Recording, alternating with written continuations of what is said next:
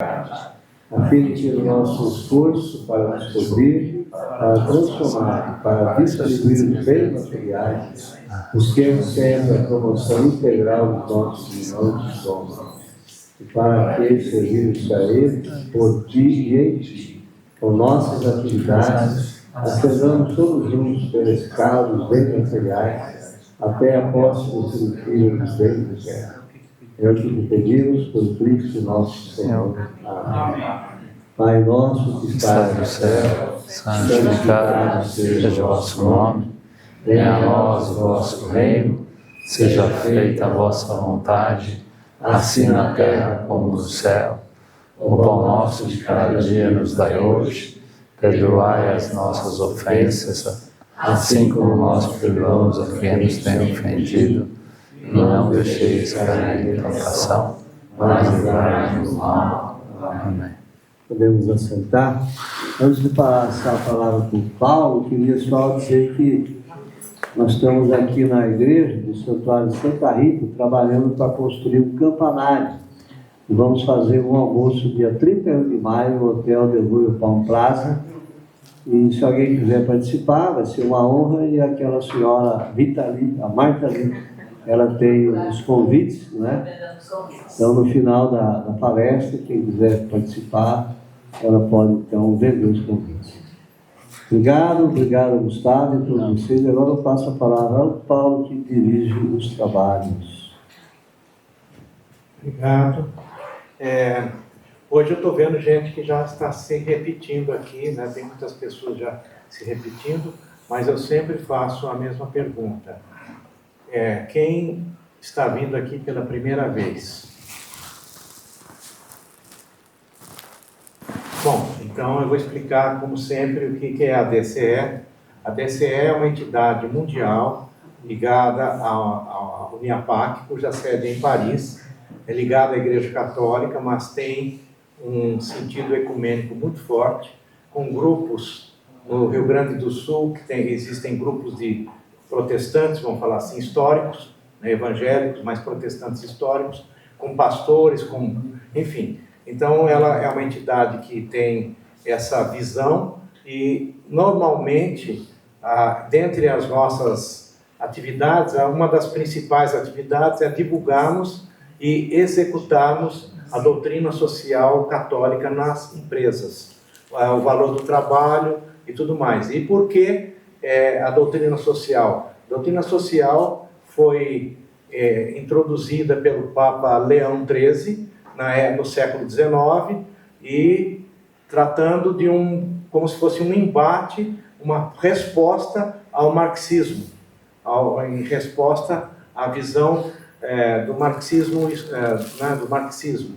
e com uma visão de justiça social. Padre, em média, quanto tempo ele fala? No meio empresarial. Você pode, acho que para melhorar 50 minutos trabalho, já está bom.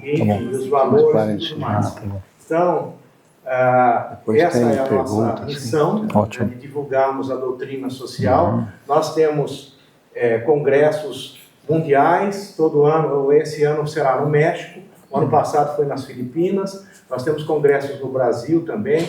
Esse ano será em Belo Horizonte, o ano passado foi em Brasília. Nós fazemos um diálogo com os bispos, justamente para, assim, criarmos pontes nessa relação capital-trabalho. E existe todo um trabalho, então, que nós estamos desenvolvendo. Estamos ainda no início em Campinas, são 3 anos. Esse ano, nossa meta é criarmos a pessoa jurídica para nós podermos receber doações e patrocínios e coisas do tipo. Então, nós estamos nos reunindo sempre aqui. O Padre Transparente foi o nosso grande apoiador, né, acreditou, e nós temos feito aqui esse trabalho. Todos os meses temos uma palestra, sempre com temas ligados ao momento que vivemos. Neste momento, este ano, é um ano de eleição. E nós estamos trazendo pessoas da área política. Até o momento, já ouvimos 3 pessoas da área política. Hoje teremos o Gustavo, que é a 4ª pessoa, né? E mês que vem, dia 8 de junho, está confirmada a presença do Carlos Sampaio, deputado Carlos Sampaio. Mas nós, como eu disse, a visão nossa é ouvirmos todas as tendências e principalmente os católicos, os candidatos católicos. Por quê? Porque é uma questão dos nossos valores aí no caso, né? Então, basicamente é isso. Com relação ao Gustavo, o Gustavo ele tem um currículo privilegiado, né? Foi prefeito, mudou a história de Jaguariúna. Eu não vou ficar falando muito, me alongando muito, né? Mudou a história de Jaguariúna, foi presidente da frente parlamentar, da frente de prefeitos, tem prêmios ligados à ONU, né? E, enfim, ele é um advogado e é uma pessoa muito preparada. Eu creio que vocês irão se surpreender nessa noite. Então, Gustavo, por favor. Obrigado.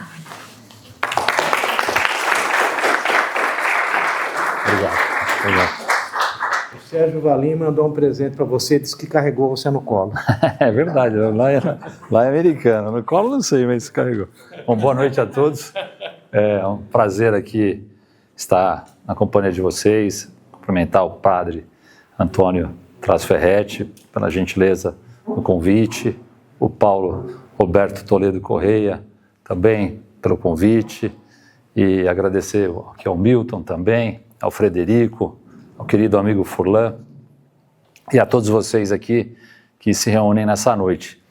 Me apresentar um pouco, meu nome é Gustavo Reis, eu nasci na cidade de Santos, a minha família é toda santista, mas num berço muito católico, do meu avô, especialmente, e também da minha mãe, que sempre praticou muito a caridade, e do meu pai, da mesma forma. Meu pai, dentro da carreira do Ministério Público, como promotor de justiça, se mudou ainda na minha infância com toda a família para a cidade de Americana, e lá eu tive a oportunidade de estudar no colégio católico, no colégio Dom Bosco, ali com o padre Anderson, na ocasião era o nosso diretor. Depois, através também da carreira, da promoção dele a São Paulo, ao invés de mudarmos para São Paulo, mudamos para a cidade de Campinas. E aqui morei aqui na rua Augusto César de Andrade, bem próximo aqui da nossa igreja. E estudei no Colégio Notre Dame, também colégio em que tive uma formação muito católica e cristã no Colégio Notre Dame. Me lembro que durante o meu trajeto no colégio, fiz os retiros do padre Haroldo e participei com o padre Haroldo, com os jovens do padre Haroldo, também participei aqui da igreja. Irmão Paulo e irmão Pedro. Irmão Paulo, irmão Pedro, exatamente. Irmão Paulo e irmão Pedro, exatamente.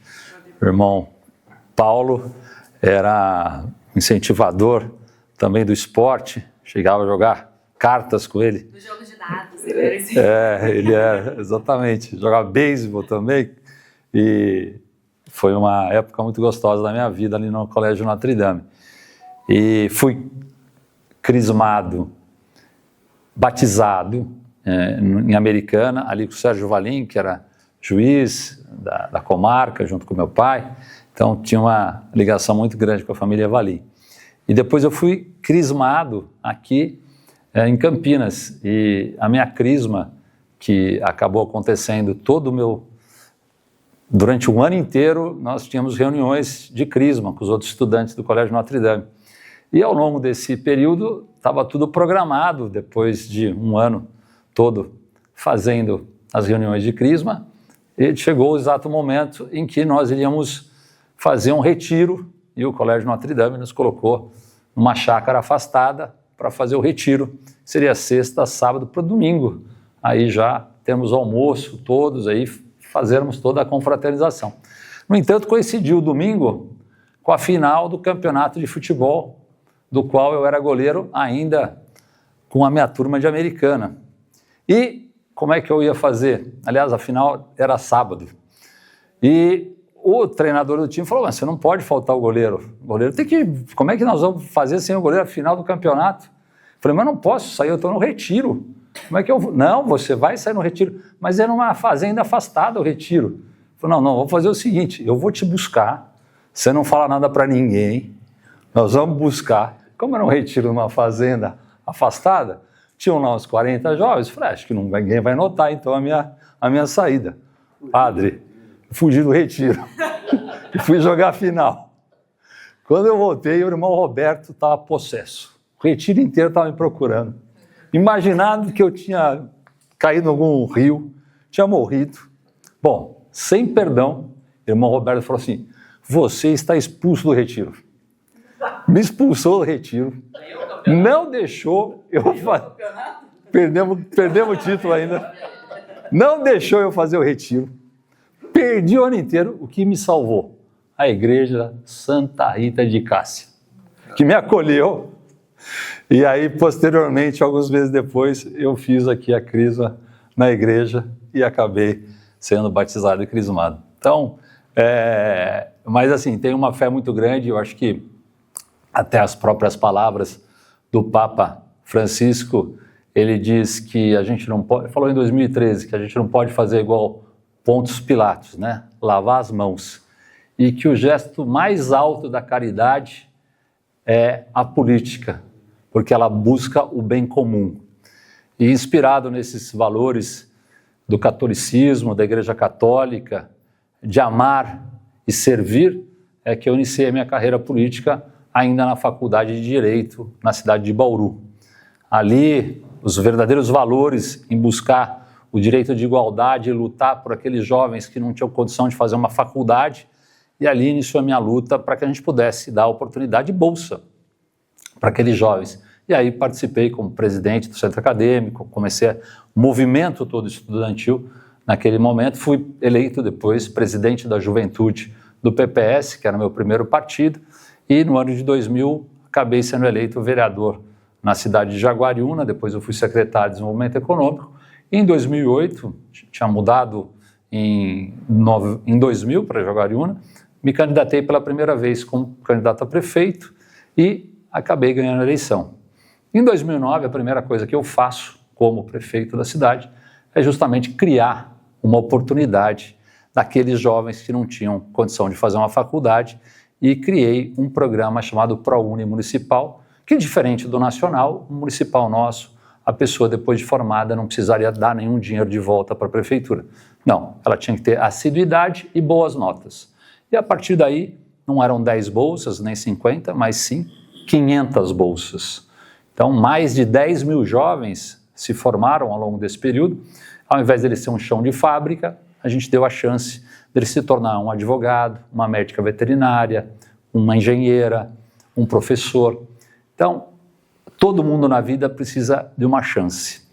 E essa chance, a política consegue transformar a realidade da vida das pessoas, quando se tem um propósito. E meu propósito sempre foi de servir.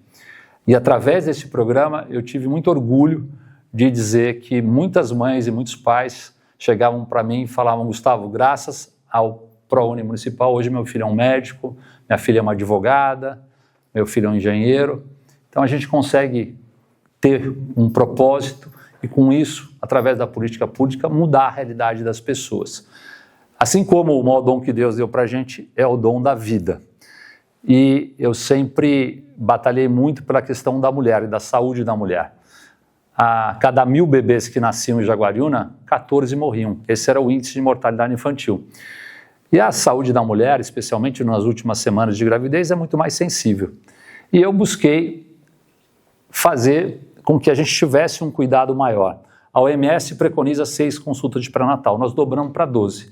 E gradativamente nós fomos reduzindo a mortalidade infantil em Jaguariúna de 14 para 10, para 7, para 5, para 3, até zerar. E foi a única cidade brasileira a zerar a mortalidade infantil e receber um reconhecimento internacional da ONU por ter atingido uma das metas do milênio, que uma delas, que era de 2000 a 2015, era a redução da mortalidade infantil. Foram 7 metas do milênio e nós conseguimos ter um êxito internacional de conseguir reduzir a mortalidade infantil. Então, fiquei muito feliz, porque eu sempre achei que se estivesse na política e se de uma assinatura minha eu pudesse mudar a vida das pessoas, isso por si só já bastava. E esse gesto, eu não precisava fazer mais nada, mas só de ter conseguido zerar a mortalidade infantil, para mim, sabendo que mudou a vida de muitas pessoas, já foi o bastante. E isso foi muito gratificante. Agora, a gente depois trabalhou de 2015 a 2030, a Agenda 2030 das ODS, dos Objetivos de Desenvolvimento Sustentável, também da ONU, que a gente acabou trabalhando. E eu sempre valorizei também, como prefeito, a questão da primeira infância. É ali que os valores do certo, do errado, do bem e do mal, que a gente consegue ajudar na formação do caráter da criança. Então, a primeira infância, para mim, sempre foi muito importante. E fui buscar algumas fórmulas da gente poder valorizar isso. E em Jaguariúna, as pessoas buscam as creches públicas em detrimento das particulares. Mesmo quem tem condição, prefere a qualidade da creche pública. E tanto é que depois, no ensino fundamental 1, a gente conseguiu ter a melhor nota do IDEB na RMC, região metropolitana de Campinas, e também no Fundamental 2. E nós tínhamos a 4ª melhor nota do IDEB no estado de São Paulo.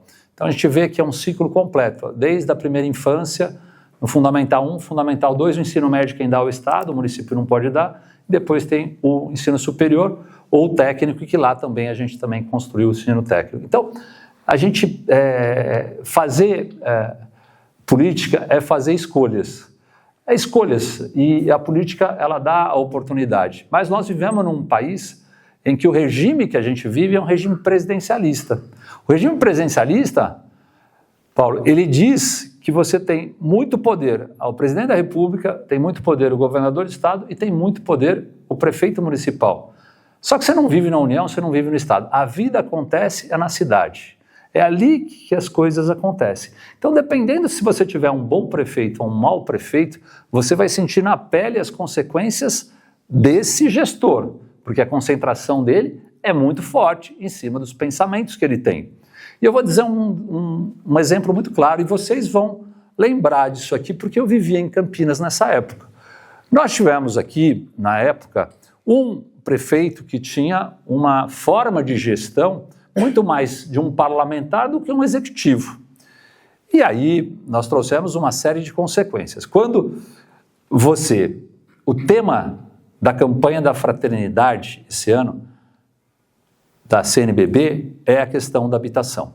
E a habitação, ela é essencial para qualquer pessoa ter dignidade, ter a oportunidade de ter um teto. Eu tirei 800 famílias em Jaguariúna que moravam de aluguel ou em submoradias, e através de um programa nós colocamos as crianças e as famílias para ter um teto. Então ela pagou R$25 por mês para ter uma moradia.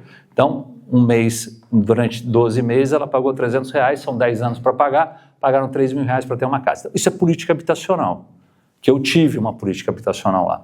Mas aqui, num determinado momento em Campinas, não se teve uma política habitacional. E aí deixou-se invadir 2 áreas muito grandes aqui em Campinas, que foi Uziel e Monte Cristo. E naquele momento que Campinas era considerada uma cidade modelo como a cidade de Curitiba, tanto que os produtos que eram lançados, primeiro eram lançados aqui em Curitiba, ali um crescimento desordenado por uma falta de pulso do prefeito na época, que tinha muito mais um perfil parlamentar do que um perfil executivo, aquilo criou uma violência tremenda.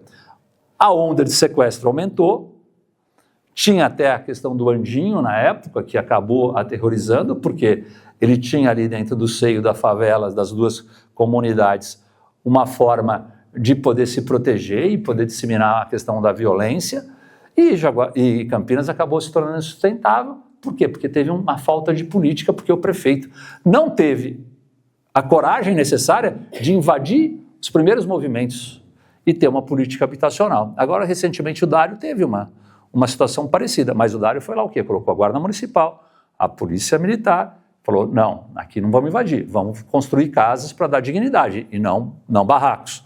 Então isso é uma questão de escolha, e a gente sentiu naquela época uma violência ainda maior na cidade de Campinas, tanto que na sequência depois mataram o prefeito subsequente, que foi o prefeito Toninho, que acabou tendo a sua morte. E por quê? Porque não tinha um gestor eficiente e firme. Quantas cidades a gente vê que caminham para lados de não ter um avanço porque tiveram maus prefeitos? A cidade de Indaiatuba teve bons prefeitos, estavam falando, nossa, que cidade bacana. Jaguariúna também, não querendo advogar em causa própria, mas você vê que são cidades que acabam se destacando mais em detrimento de outras. Por quê? Porque tiveram más gestões e isso acaba refletindo diretamente na qualidade de vida das pessoas. Portanto, essa visão que a gente tem hoje em cima de uma política é de incentivar pessoas do bem a ocupar o espaço público, porque o voto nada mais é que você comparar. Você compara o produto A com o produto B com o produto C. Então, quando a gente tem a oportunidade de ter pessoas que têm valores cristãos, em que possam enfrentar um processo eleitoral desgastante, pesado, deve ter sim, padre, como o senhor bem falou, como o Paulo falou, o incentivo, o apoio, porque se nós não tivermos representantes, outros terão. E aí outros podem ter representantes do PCC, representantes de outras questões que estão ocupando esse espaço. Então é fundamental e salutar que a Igreja Católica, que a Associação dos Dirigentes Cristãos, possam efetivamente fomentar e estimular e apoiar os candidatos que têm esse compromisso, porque é através dele que nós vamos fazer a transformação da nossa sociedade e poder efetivamente transformar para melhor a nossa vida, porque caso contrário a gente vai cada vez piorar a nossa realidade. Ontem eu estava vendo o Ciro Gomes que ficou bravo, mandou prender uma pessoa, mas prende aqui. Ele estava dizendo que o Recife, o Comando Vermelho tomou lá a questão do Recife. Ele estava numa palestra, estava lá num determinado palanque, e aí uma pessoa fez um C e um V. E ele se confundiu que seria o do Comando Vermelho. Ele foi lá, prende essa pessoa. Na verdade, estava no Ciro Vitória, né? Ele se confundiu. Mas, de qualquer forma, ele depois se corrigiu, dizendo que não é possível que você tenha as facções ali utilizando o mesmo ambiente que a gente vive. Eles já estão hoje dentro de empresas em que prestam e participam de processos licitatórios em vários setores das próprias municipalidades. Então, isso é perigoso. Para lavar o dinheiro, entram com preços muito mais baixos, competem com empresas, destroem empresas para isso. Então, nós não podemos, e para isso a gente tem que ter a coragem de enfrentar esse trabalho todo aí, que é um processo eleitoral diante de uma realidade que a gente vive difícil, mas acima de tudo que a gente tem que ter. A minha mãe sempre foi uma mãe que me deu os valores, junto com meu pai, também os valores cristãos, e de discernir o certo do errado, como promotor de justiça que meu pai aposentado é.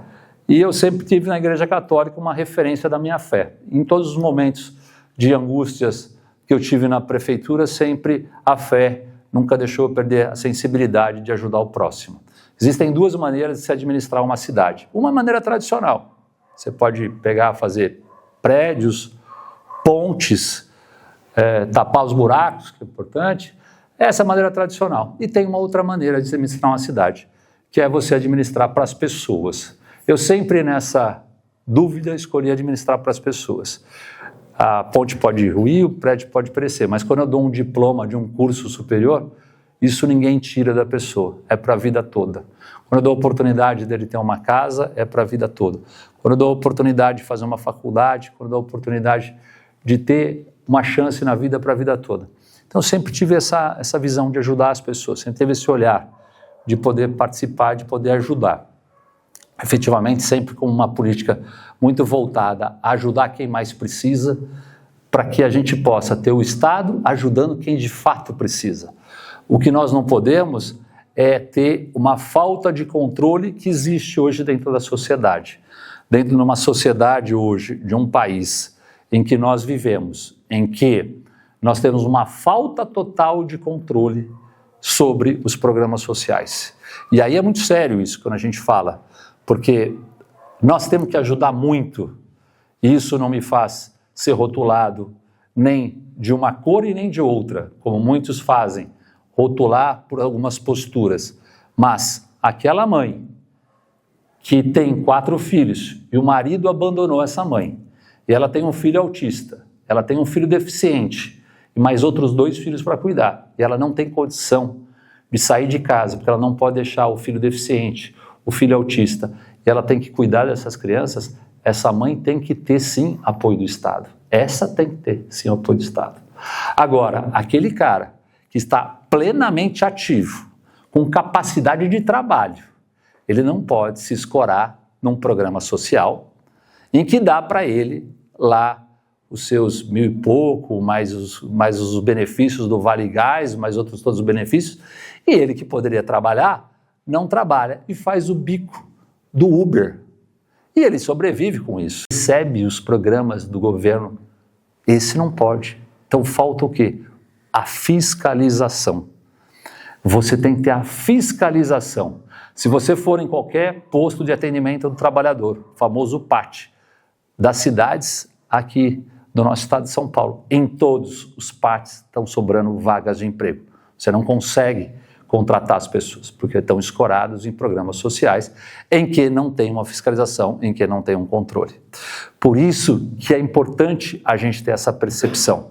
O Brasil acaba tendo hoje uma dívida que está chegando a quase 80% do PIB. Então nós estamos colocando embaixo do tapete todo esse mau gasto que o governo federal faz.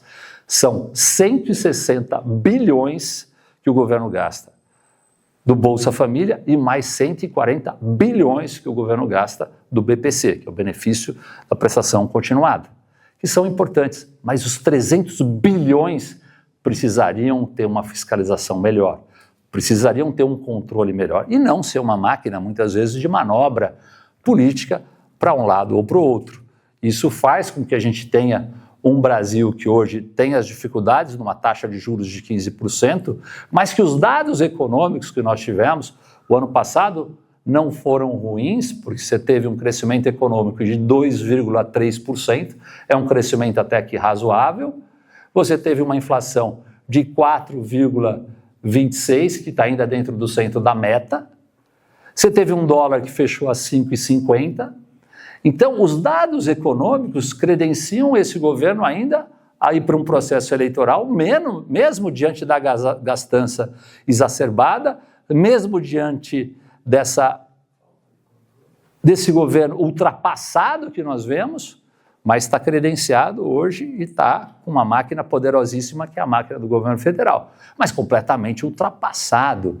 O Brasil perde competitividade na indústria, o Brasil perde competitividade na ciência e os dados não são ruins, com exceção do dado que nós temos da nossa inflação, que é da taxa Selic, que acaba sendo alta. Aí nós estamos hoje num Brasil absolutamente ainda polarizado, radicalizado. Essa radicalização ninguém aguenta mais, não leva a nada a lugar nenhum. Nós estamos cansados dessa radicalização e é importante a gente ter uma alternativa a isso. Essa alternativa hoje que eu vejo de uma terceira via ou uma outra opção, enxergo o Caiado como uma pessoa preparada, que teve no estado de Goiás uma excelente avaliação, 88% de avaliação positiva, é o governador mais bem avaliado. Quem for para Goiás hoje anda com segurança, diminuiu radicalmente os índices de violência no estado de Goiás, tem o melhor IDEB do Brasil, de todos os estados, o melhor é o estado de Goiás. Seria um presente para o nosso Brasil para sair dessas duas alternativas que nós vivenciamos ainda hoje, que estão colocadas aí. Seria obrigado. Seria um grande presente ter um quadro político de um homem que tem 76 anos de idade, absolutamente experiente, o que é importante para ser um presidente do nosso país, ter uma pessoa experiente, porque me lembro que nós tivemos em 1990, morava aqui em Campinas, nós tivemos um presidente muito jovem, com 40 anos de idade, Fernando Collor de Mello. Fernando Collor de Mello não teve a capacidade e nem a maturidade para poder levar o nosso país nos outros patamares que a gente queria. Então, às vezes, essa juventude, essa falta de experiência não é tão boa. E nós não podemos dar a oportunidade também de vencer, mas dar ao PT a chance de voltar, né? O Bolsonaro teve a chance, mas deixou voltar o PT. Quer dizer, é um pouco isso que o Caiado fala, né? Nem essa juventude que se coloca como um outro candidato e dá a chance de voltar, era importante a gente mudar a chave e a gente ter a oportunidade de ter uma nova pessoa. Por isso que eu aposto muito as fichas em que ele possa ser essa alternativa e que possa nos ajudar. De qualquer forma, é um cenário ainda muito cristalizado de um lado e de outro, dentro dessa radicalização, tanto de um quanto de outro, mas eu acho que a gente tem que ter esperança que a gente possa ter uma outra alternativa, pelo menos dentro da minha ótica, dentro da minha visão. Mas eu sigo firme na esperança de poder seguir as palavras do Papa Francisco, de amar e servir. Eu acho que a política tem isso, e você tem que ter essa sensibilidade, e que a gente possa sempre, dentro dos nossos preceitos, a gente conseguir ajudar o próximo. A fraternidade, a gente sempre, eu consegui colocar isso em Jaguariúna, nas ações com a minha mãe como presidente do Fundo Social de Solidariedade, todas as campanhas que nós fizemos, eu ajudei a minha mãe como presidente do fundo, dentro dessas ações, que sempre teve como pauta principal a caridade. Eu acho que nós estamos aqui para ter a caridade, para poder ter os valores cristãos, e dentro da Igreja Católica, a gente poder ajudar o próximo, e a gente poder fazer a nossa missão aqui na terra que Deus nos colocou através dos seus ensinamentos, e é isso que eu sigo. Então, muito obrigado pela oportunidade de estar com vocês aqui.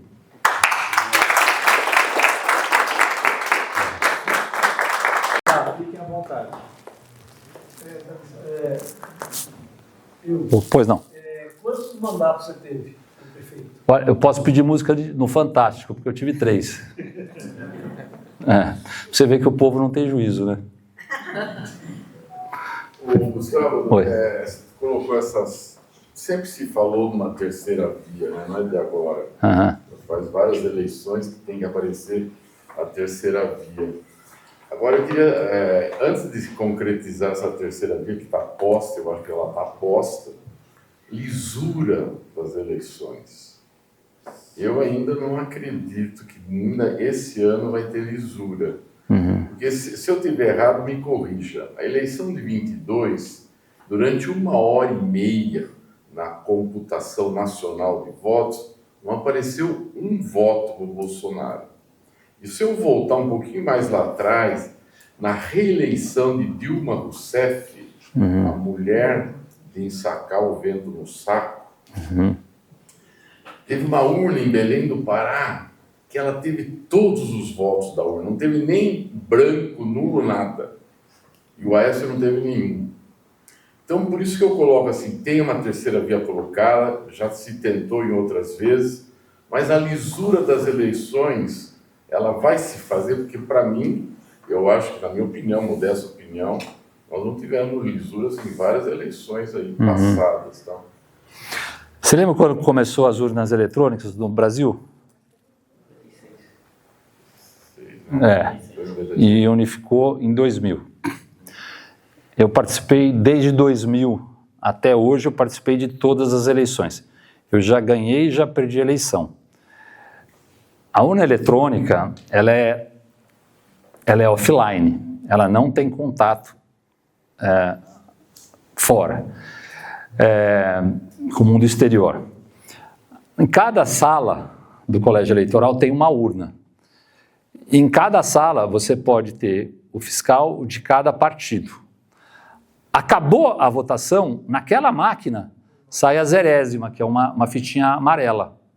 Aquela zerésima você pode pegar uma para você se você for fiscal do partido, ou ele pode só afixar uma na porta, que é o resultado daquela urna. Nós nunca tivemos, nesse período, algo concreto que dissesse o seguinte, olha, eu digitei lá o 22, e a hora que eu apertei o confirma, apareceu um 13. O Aécio perde uma eleição no estado de Minas Gerais, que é o estado dele. Ele não teve nem a capacidade de ganhar uma eleição no estado dele, do qual ele tinha sido governador, o avô, presidente da República e tantas coisas mais. O Bolsonaro perde uma eleição pela primeira vez na história do nosso país por 1 milhão de votos.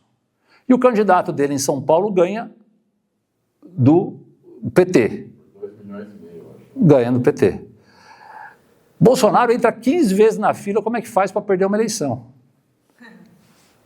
Tamanha viver no conflito. O cercadinho dele era viver no conflito todos os momentos. Eu não vi uma foto do Bolsonaro durante a pandemia, ele no hospital, tendo algum gesto de solidariedade ou de compaixão com nenhuma pessoa durante aquele período. Se eu fosse presidente da República, eu faria uma convocação geral à nação, chamaria todos os prefeitos, os governadores em Brasília e dizer assim, gente, a gente tem um inimigo que é um desconhecido, chamado coronavírus. Vamos dar as mãos aqui, os prefeitos e governadores. Todo mundo aqui tem uma marca no braço de uma vacina, que a gente tem a cultura da vacina. Falam que só tem uma arma contra esse bicho aí, que é a vacina. Eu vou dar a todos os brasileiros de 4 cantos do Brasil a vacina. Toma quem quiser. Ele estaria reeleito com 70% dos votos. Ele gastou o dinheiro, comprou a vacina, mas renegou a vacina. Eu não vou polarizar em relação à vacina. E renegou a vacina. É apenas uma reflexão sobre... Eu respeito toda essa reflexão. Desculpa eu colocar de novo, mas eu ainda tenho minhas dúvidas. Deixa eu contribuir. Claro, por favor. Não, eu agradeço. Do Amazonas. As urnas são produzidas lá. Tá? A gente fala que nós somos indígenas. Esse é o nosso artesanato. Tá? E o nosso grupo adquiriu 90% da empresa que ganhou a licitação para a produção da impressora de voto. Tá? Que de maneira muito estranha, depois de ter vencido, passado por todo o processo de desenvolvimento junto com os técnicos do TSE, que na eleição nós deveríamos ter tido 30 mil impressoras para acompanhar, e foi aparecer lá em cima da hora uma ADIM, uma ação de inconstitucionalidade, alegando de que o deficiente visual teria dificuldade por conta da impressão. Os próprios juízes falaram que você sairia com um pedaço de papel, que não é verdade. A gente tem o mockup, foi desenvolvido o mockup da impressora. Nós teríamos todas as condições de ter uma camada a mais de segurança, mas o próprio STF foi lá e retirou isso. Em relação a essa questão de que ela não é por nenhum tipo de conexão remota, isso não garante nenhuma segurança, tá? No Amazonas, a gente sabe quando os componentes vão para que tipo de equipamento. Então, quando a Samsung ela pede chip de Taiwan, ela sabe exatamente para que celulares ela vai, que lote de celular vai. Então, se eu fosse pensando agora com o lado da maldade, se eu quisesse fazer algum tipo de maculação no voto, eu não faria por nenhum modelo depois, eu colocaria no próprio firmware, que é o programa que você coloca no componente que acompanha a urna. E é muito fácil você fazer a programação, basta você programar o seguinte: a cada 4 anos, em todas as eleições, no 1º de outubro de cada ano, para cada voto que os outros números tiverem, o número 13 terá X% a mais. Isso explicaria facilmente porque em 2018 a diferença deve ter sido tão grande que não alcançou. Se o TSE tivesse total tranquilidade, ele teria entregue o código-fonte integralmente para as Forças Armadas, o que eles negaram. Então, eu acho que aí a gente tem informações mais do que suficientes, né, para colocar em xeque, sim, e eu acho que é um direito do povo desconfiar, e eu acho uma mordaça que o STF, junto com o TSE, colocou de que a gente não pode nem desconfiar mais. Mas por que então em São Paulo o PT não ganharia? Porque o Estado de São Paulo é muito importante, né? Porque você programa só para um tipo de eleição. Então, só para presidencial. Ganhou a eleição. Oi? Por que ele próprio ganhou a eleição no ano passado? Então, é isso que eu estou falando. Então por que ele ganhou a eleição? Não, Exato. 2018, você faz que para cá. Não, é fácil de explicar. Se você permitir. Eu mesmo, eu ganhei e perdi a eleição. O Bolsonaro ganhou com a urna eletrônica. Não, é fácil, gente. Se vocês permitirem, é fácil de explicar. Se eu coloco no algoritmo de que para cada voto que o outro tenha, eu tenha 2 a mais, para eu ter uma derrota, eu teria que ter uma diferença muito grande. É fácil isso, gente. Isso é algoritmo. Isso está correto, só que você tem que entender que você está partindo para um outro lado. Que tem alguém que fez uma pilantragem. Então tudo é possível. Foi alguém que acessou e usou o sistema. Se você coloca no componente, você faz isso. Posso dar um exemplo? Foi feito na Bulgária o Spager do pessoal do Hezbollah. E tempos depois eles explodiram. Não precisou conectar, já estava no próprio equipamento. Agora a gente tem que acreditar que o processo todo está sendo correto. Não entendi. A gente precisa acreditar que o processo todo é muito correto, porque se você falar que tudo é possível, se o código tivesse sido entregue integralmente, a gente não teria nem discussão aqui, mas não foi.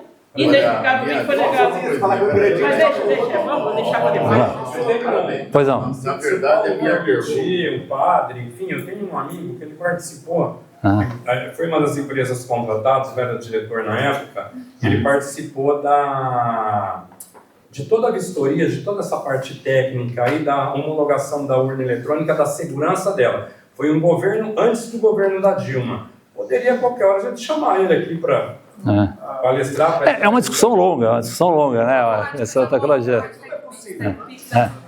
A minha pergunta não era polemizar. Não, imagina, mas é respeitável e digna e é uma posição. É uma dúvida que toda muita gente via, a sua pergunta é absolutamente pertinente. Eu só estou dizendo a minha experiência em relação a isso. E eu não sou o dono da verdade e nem posso dizer que não exista nada. Mas, pelas minhas experiências, existem motivos que o Bolsonaro perdeu a eleição. Esses motivos são claros, os erros crassos que ele perdeu uma eleição. Então, isso levou à derrota dele por pouca diferença. E ele usou toda essa máquina monstruosa do governo federal com os programas sociais que eu estou criticando aqui o PT de estar utilizando de maneira ainda maior. Se a gente sai de 14 ministérios do Bolsonaro para 36 ministérios do PT, que gasta de maneira absurda. Então, eu estou fazendo as críticas ponderadas dos erros. O Aécio perde uma eleição em Minas Gerais, quer dizer, perde o berço dele. Então, são todos fatos que... Oi? Ele mexeu com o professor, que é uma classe... mexeu com os professores, não valorizou os professores e tanta coisa. Ele perdeu o estado dele, mas você não ter uma urna em Belém, nenhum voto... aí eu já não sei, né? Na época eu me lembro que foi manchete lá. Você julga o Brasil inteiro. Porque às vezes você tem numa sala, às vezes a quantidade, dependendo da sala da urna, não sei qual é a quantidade de eleitores da urna, mas você pode ter sala com 20, 30 eleitores, né? 600 e pouco. Bom, normal. Tá, uma coisa normal. Mas, de qualquer forma, eu julgo que a gente tinha muito mais fraude quando a contagem era na cédula. Porque na cédula tinha um monte de fraude, era impossível você fiscalizar tudo. Então, a gente acaba sendo, de uma certa forma, uma tecnologia que nos dá um resultado muito mais rápido do que uma própria eleição americana, que é confusa, que é uma eleição onde a Hillary Clinton tem mais votos que o Trump e o Trump, que é um sistema complicado de delegados que votam. A democracia pode ser o pior sistema que a gente tem, mas é melhor que todos os outros ainda. Uma coisa que a gente tem que se frisar é o seguinte, tudo bem, temos que votar em presidente da República, só que, e os nossos prefeitos? Então, assim, a nossa realidade é muito mais pautada a quem está aqui agora, muito mais próximo de nós. Então, o que a gente tem que fazer? Buscar os candidatos que vão nos levar sempre àquilo que a gente acredita, seja um vereador, um prefeito, dali a escadinha vai crescendo. E lógico, gente, eu não sou a favor do PT, mas, desculpa, o Bolsonaro ele fez umas cagadas que tem estado que, perdão da expressão, não tem como. Então, assim, é o que o Gustavo falou. Dentro de uma realidade que a gente tem, tudo bem que aqui não dá pra gente ficar falando de opinião política, mas a gente tem que buscar um novo. E aí ele deu aqui todos os diretrizes aqui em relação a isso. Quais são os políticos que vão fazer... ele não está falando que está errado você dar alguma coisa para uma pessoa que precisa, mas como é que faz essa fiscalização? A gente tem que buscar pessoas que vão em prol disso e votar. E os deputados, a função precípua do deputado é fiscalizar o executivo e fazer projeto de lei. Por isso que é importante a gente ter representantes que estão muito próximo da gente, que a gente tem a oportunidade de estar próximo, para cobrar. Ô Carlão, o que você votou lá, Carlão? Você votou a favor ou contra lá, o Carlão? Então, ô Gustavo, essa pauta é nossa aqui, é pauta da igreja, é pauta da sociedade, é pauta dos empresários. Porque a melhor forma do programa social, o melhor programa social é o emprego, porque o emprego dá dignidade da pessoa comprar a cesta básica que ela precisa, para ela poder ter as coisas que ela precisa. E, para nós cristãos, é fundamental que a gente consiga dar oportunidade de emprego através de política pública. Por isso que a gente tem que ter políticas públicas que vão gerar a possibilidade do emprego, porque um país grande se dá através da educação, que você tenha a formação das pessoas e dá oportunidade dos empresários, que não pode ser visto como inimigos ou não pode ser visto de maneira a ser adversário. É um desafio você viver num país onde você tem uma carga tributária imensa e não tem os benefícios que deveriam ser retornados para a sociedade.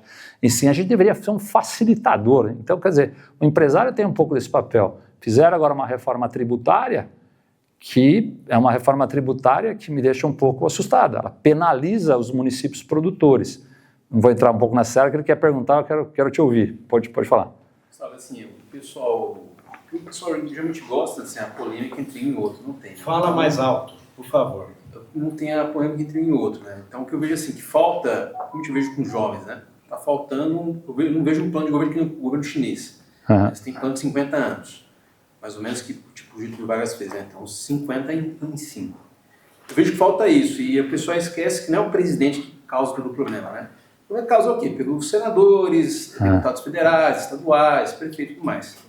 Você pergunta para qualquer um aqui, de repente, quem você votou para o federal, estadual, prefeito, governador? A maioria não vai saber.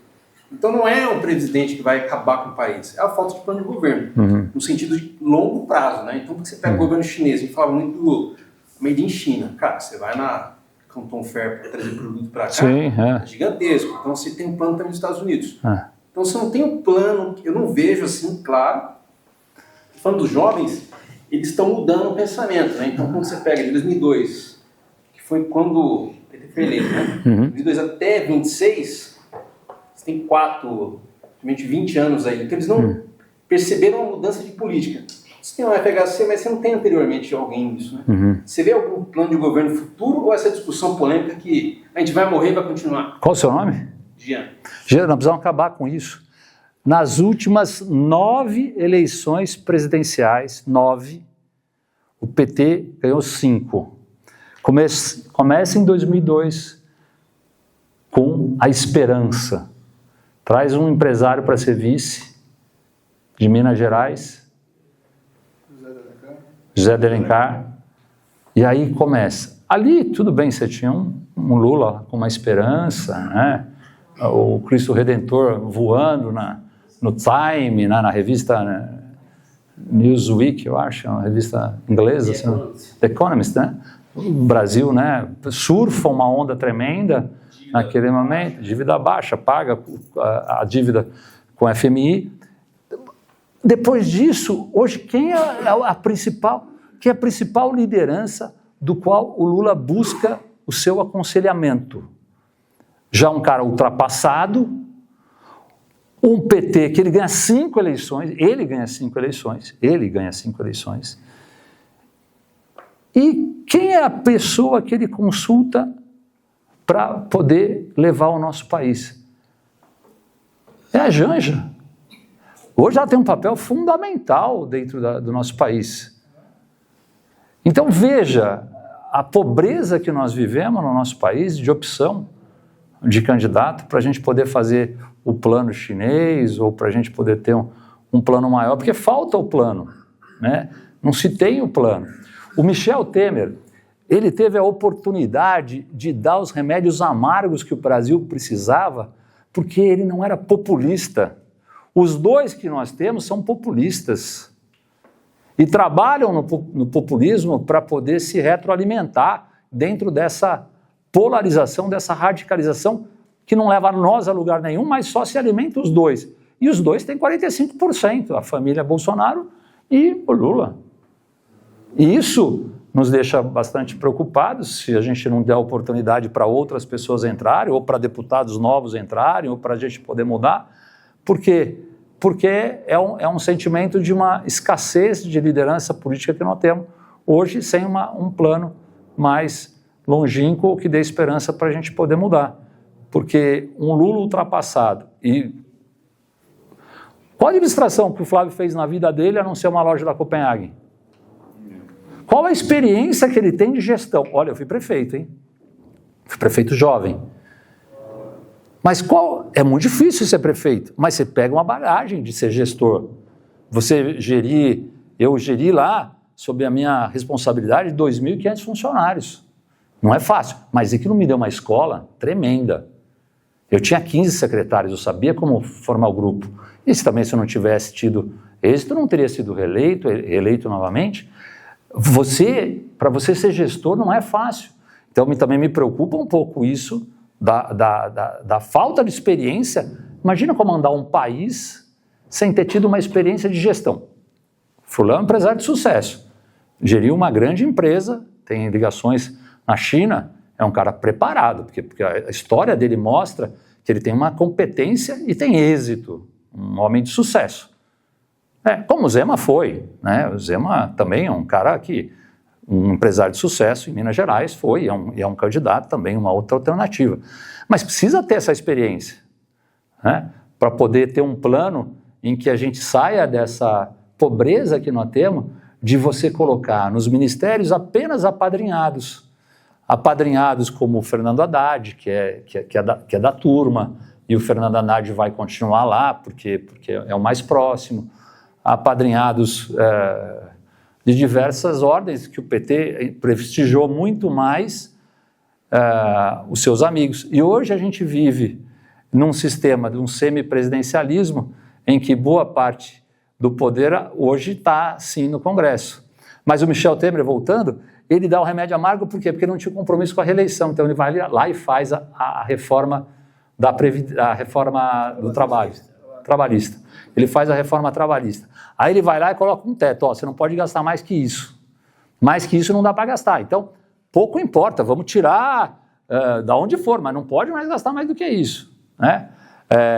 Encaminhou a reforma da Previdência. Se não fosse Joesley Batista, que está nadando aí hoje, voltou, comprando o prestígio dele de maneira enorme. Agora teve em Nova York o jantar do Grupo Esfera, patrocinado por ele. Então comprou a credibilidade toda lá com as pessoas e está voltando a articular encontros do Lula com o Trump e uma série de coisas. Mas não fosse ele, o Michel Temer estaria dando os remédios necessários, como a reforma, poderia encaminhar a reforma tributária, poderia fazer com que a gente tivesse a reforma da Previdência, colocou o teto de gastos. Quer dizer, foi um presidente que, ao longo do período pequeno que ele teve de 2 anos, conseguiu fazer com que o Brasil tivesse as melhores notas de rating das agências financeiras, que a gente pudesse crescer. Então, porque preparado, Michel Temer é um cara experiente, então era um cara que a gente poderia ter, mas nós perdemos essa oportunidade, pois não.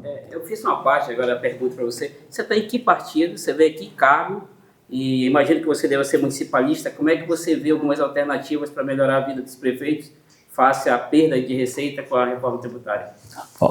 Eu fui 5 vezes presidente da região metropolitana de Campinas. Então, eu comecei com a região metropolitana de Campinas, com Mário Covas, eu era vereador, e eu sempre defendi muito a criação dessa região. E depois eu tive a oportunidade de ser eleito pelos prefeitos dentro dessa região, que tem uma população igual a do Uruguai, que tem um PIB de 210 bilhões, maior do que 6 estados brasileiros, maior do que 30 países. É a região metropolitana de Campinas, pujante, polo de tecnológico aqui em Campinas, polo das flores em Olambra, polo da cerâmica em Pedreira, polo petroquímico em Paulínia, polo do eletroeletrônico em Jaguariúna, polo automobilístico em Sumaré, enfim, é uma região muito rica. Então, eu representei esse conselho 5 anos, o ano passado nós completamos 25 anos, fizemos um jantar com o governador Tarcísio, que esteve aqui com a gente. Fui presidente nacional de todos os prefeitos do MDB. Eu fiquei 15 anos no MDB. Michel Temer foi fazer minha filiação em 2011 em Jaguariúna, como vice-presidente da República na ocasião. Eu fiquei como presidente nacional dos prefeitos do MDB, fui vice-presidente da Frente Nacional de Prefeitos, da área de telecomunicações, e estou como vice-presidente da Associação Paulista dos Municípios, APM. Estou licenciado porque eu sou pré-candidato a deputado estadual. Eu estou no partido do Caiado, no PSD, partido do Kassab, em que nós estamos aí formando uma grande oportunidade de ter uma bancada de deputados estaduais em que a gente consiga eleger um maior número de deputados estaduais para a gente poder ter um trabalho junto com o governador Tarcísio. Meu apoio ao governo de São Paulo é ao governador Tarcísio e aos senadores que estão aí, que é o senador Derrite e o senador André do Prado, que são os senadores que fazem parte da nossa coligação. E estou me colocando à disposição como pré-candidato a deputado estadual para representar a região, porque não adianta nada a gente ficar só no campo da reclamação. A gente ficar só sentadão no sofá reclamando, não adianta nada. Mas eu acho que cabe a nós arregaçarmos a manga, padre, e a gente poder orientar as pessoas. Tem 2 eleições que são apaixonantes. 2 eleições que a pessoa se apaixona. É a eleição de presidente e a eleição de prefeito municipal. Aí é briga de MMA. Vale tudo. É uma briga louca. Você briga pelo seu prefeito, você briga pelo seu presidente. Você discute, você briga com a família, você rompe com o amigo. Essas eleições são apaixonantes. A eleição de deputado é fria. A pessoa chega na hora do colégio eleitoral, aqui tem um colégio eleitoral aqui onde eu morava, aqui perto, aqui, esqueci o nome do colégio. E chega lá no chão na hora de votar. Pega o papelzinho e vota em qualquer um. Se você vota em qualquer um, como é que você vai cobrar que a gente precisa melhorar se para qualquer um, qualquer coisa serve? Por isso que a gente tem que ter a conscientização que para a gente ter uma mudança da cultura na nossa sociedade, a gente precisa cobrar o deputado que vai vir aqui, o Carlão semana que vem, se ele está votando certo, cobrar o Gustavo, que eventualmente possa estar aqui no ano que vem como deputado, cobrar, porque ele tem que constranger o deputado. Como é uma eleição fria, cada um vota de maneira a não ter. Mas quando a gente tem a oportunidade de conhecer o candidato, a gente tem que falar, vou colocar você no meu grupo lá do WhatsApp da minha família. Se você não funcionar, eu vou te cobrar depois. Mas coloque, dê a chance. Eu não estou falando que quando você cria um ProUni municipal, estou dando a chance, todo mundo na vida precisa de uma chance. Então, quando eventualmente tiver a oportunidade de se conectar com alguém que possa te representar dentro daquilo que você acredita que possa fazer a diferença, e não é o candidato de internet, que nunca veio aqui em Campinas, nunca veio aqui na paróquia Santa Rita, e nunca olhou olho no olho, e o cara vai lá na internet e você vota porque ele é engraçado, ou porque é engraçado porque o Tiririca faz piada e você dá risada, ou vota na internet porque ele é de uma causa. Eu também sou da causa animal. Eu coloquei Jaguariúna para ganhar o selo de reconhecimento internacional da cidade amiga dos animais. Eu fui lá, quando não era nada, eu peguei meu carro, fui lá para Mariana, dormi no chão, fui fazer o resgate dos animais lá. Mas nem por isso eu sou... você precisa colocar a pecha lá, eu gosto de animal. Tenho os meus cachorros. Agora, vota não pode, porque às vezes não tem o compromisso. Então tem que ter o compromisso com, não o deputado da internet que lacrou. E nós tivemos uma onda de deputados assim em 2018. Uma onda de deputados que tinham isso. Ô, Gustavo, deixa eu só... você fez uma colocação que eu achei assim, bem interessante sobre a questão do prefeito, né, da importância dele dentro do cenário político, que é a figura que está mais próxima da população, que a população pode cobrar, que a população odeia ou ama, né? Mas assim, por exemplo, pegando o seu ponto de vista de Jaguariúna, 3 vezes prefeito da cidade, como trabalhar, por exemplo, essa prospecção para uma Assembleia Legislativa? Eu falo pelo seguinte, porque você, dentro da cidade, é uma questão, mas como você ampliar isso, né, esses feitos que foram importantes, para a coletividade como um todo? Quer dizer, qual é o planejamento estratégico disso? É você ter justamente isso que nós temos aqui hoje. É você conseguir disseminar os feitos de lá com pessoas que te conhecem, porque é muito mais fácil você falar com quem te ouviu, olhou olho no olho, apertou tua mão. É muito mais fácil essa pessoa falar de você do que, eu ouvi falar.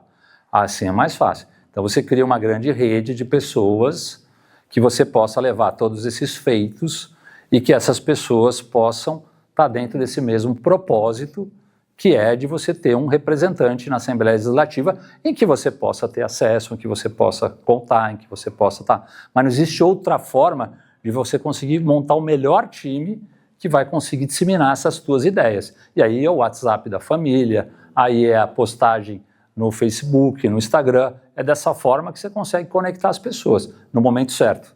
Só pode fazer isso a partir no dia 16 de agosto, senão incorre em crime eleitoral. Pode falar, eu conheci, é bacana, isso pode. Deixa eu perguntar, quando que... Desculpa, pode falar. Eu vou demorar um pouquinho. Não, a minha pergunta é quando que é a definição dos candidatos? Em junho? O padre, a gente faz as convenções. As convenções são em julho.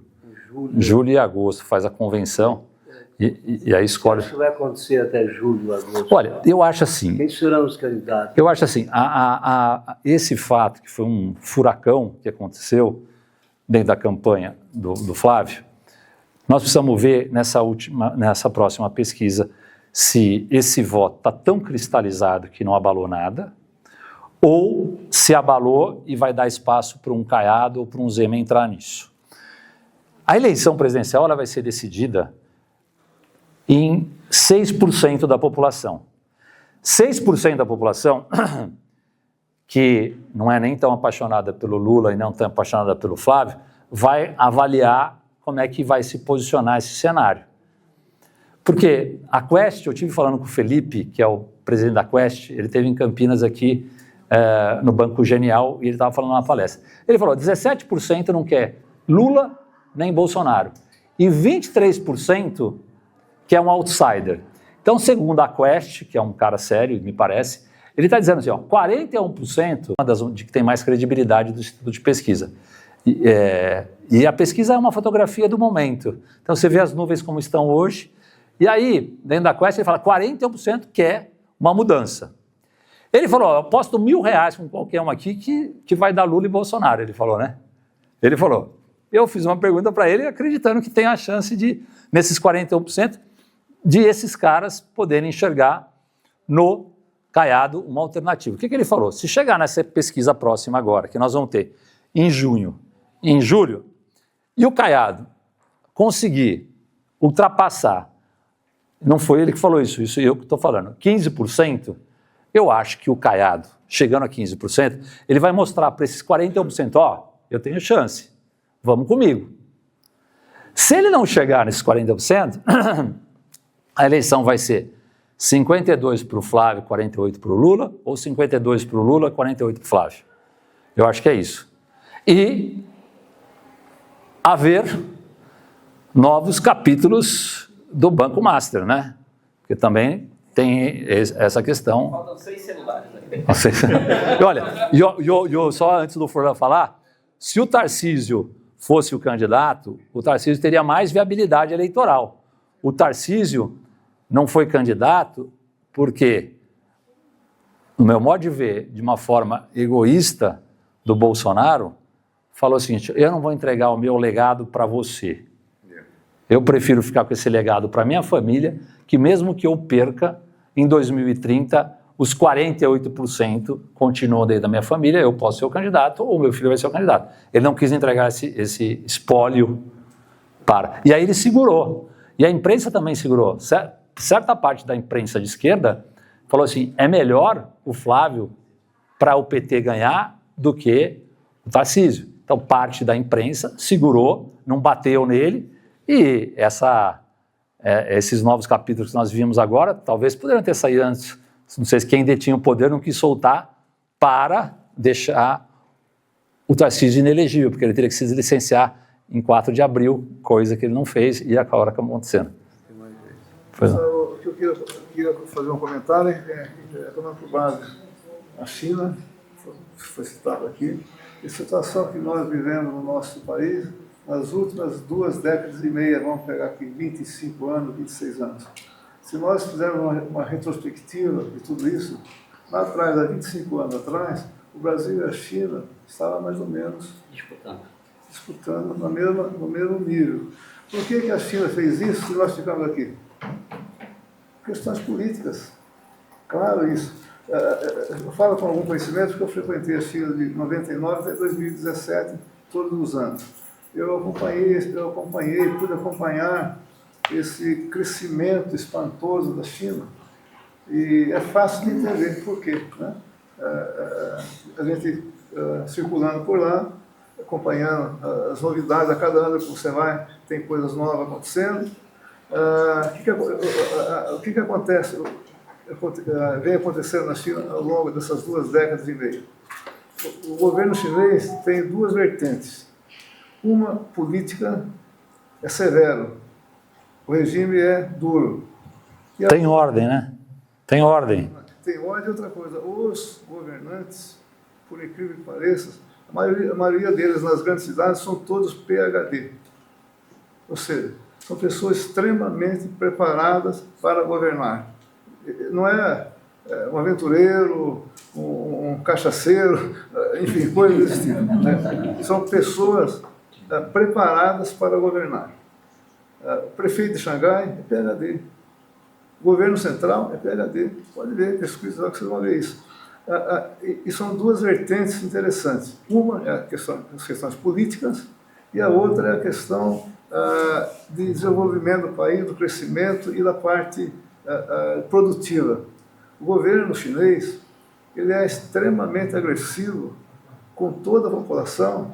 Ele chega a dizer o seguinte: trabalhe e fica rico. Você pode trabalhar e ficar rico, não é pecado. Porque no Brasil é pecado. Lá não é pecado. Porque se você trabalhar e ficar rico, não achar que você sonegou, que você roubou, que você fez coisa errada. Né? Aqui é pecado ficar rico. Mas na China não.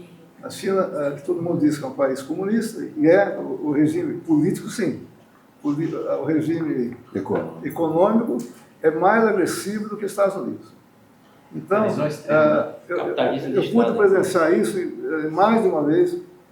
Nós tínhamos na China 124 empresas parceiras nossas. Nós tínhamos uma empresa de importação. A gente ficou esses anos todos. Nós temos, quem não me conhece, nós tínhamos um varejo aqui no Brasil. Sim. E também a gente tinha uma empresa que a gente começou pensando só no nosso varejo, mas logo depois expandiu bastante essa importação. A gente atendia o Brasil todo. Nós tínhamos 96 escritórios parados no Brasil, inclusive em Manaus. Nós tínhamos um escritório lá. E então a gente ia muito para a China. Aliás, essa empresa existe até hoje. Eu não sou mais.